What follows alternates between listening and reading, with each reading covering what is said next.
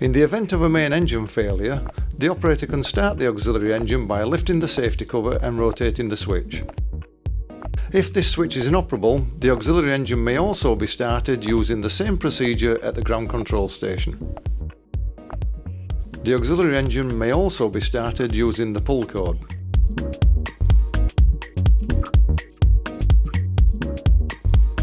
A basket controls failure would require the machine controller to turn the ignition key to ground controls and select the appropriate function while pressing the white button to lower the basket.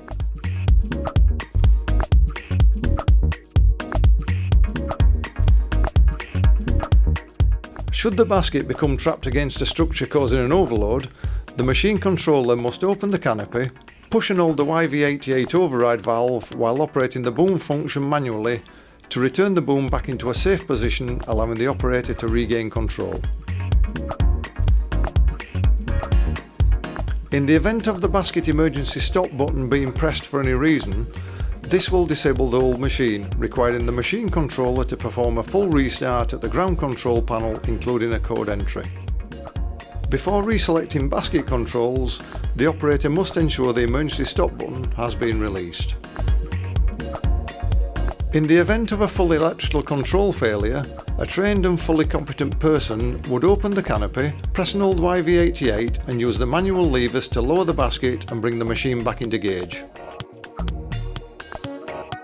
Once the personnel have exited the basket, the trained and fully competent person would push and lock in YV90 chassis override valve, attach the handle to the travel valve and operate while holding YV88 in order to return the machine to the rail access point. Once at the rail access point, ensure the step is in the stored position, reposition the handle to raise the rail bogies and remove steering lock pins.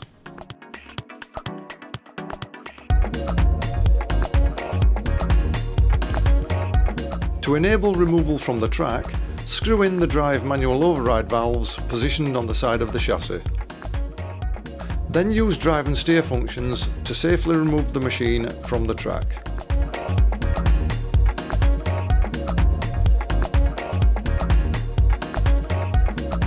Should the machine need to be towed, first attach the emergency tow bar to a suitable vehicle and release all 4 rail drive hubs by removing the centre cap, inverting and reattaching with the 2 screws. The machine may now be towed to a position of safety. A manual hand pump is also provided to give hydraulic pressure in the event of the failure of both engines.